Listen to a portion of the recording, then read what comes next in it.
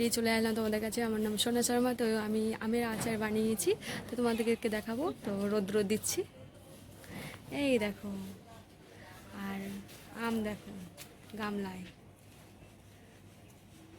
তো কালকের পরশুদিনকে আম টাম কেটে রৌদ্র দিয়েছি, যা রোদ উঠছে। আর তার মধ্যে কালকে রাত্রে মশলা করেছি, এখন রৌদ্র দেবো, তোমাদেরকে দেখাবো।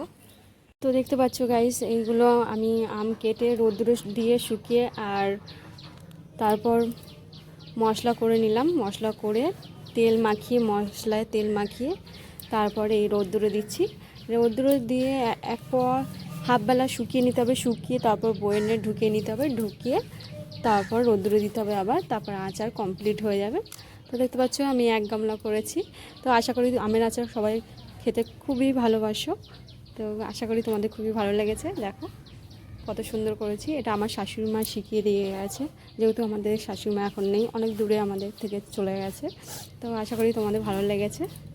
আচার আমি রৌদ্র দিয়ে দিয়েছিলাম, তো ঘরে নিয়ে চলে এসেছি, শুকনো হয়ে গেছে। এবার বয়নে ঢোকাবো।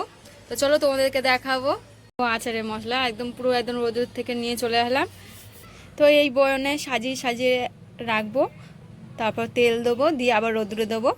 পুরো আমি আম কমপ্লিট পুরো বয়নে ভরে নিয়েছি। তো তোমাদেরকে দেখাবো এবার তেল দিয়ে, আর রোদ্দুরে দেখাবো সেটাও তোমাদেরকে দেখাবো। তো চলো বয়নে আগে ঢুকে নিয়েছি, সাজিয়ে নিয়েছি, সেটা তোমাদেরকে আগে দেখাই। পাচ্ছ বয়নে একদম পুরো সাজিয়ে নিয়েছি খুব সুন্দর করে। কি রোদ উঠেছে। তো আমের আচার এই দেখো আমি রোদ্রে দিয়ে দিয়েছি। 5 কেজি আমে আমার কমপ্লিট হয়ে গেছে আচার বানানো। এই দেখো একটা বয়ন, দুটো, একটা বয়নে তো হয়নি, তো আর দুটো বয়না দিয়ে দিয়েছি।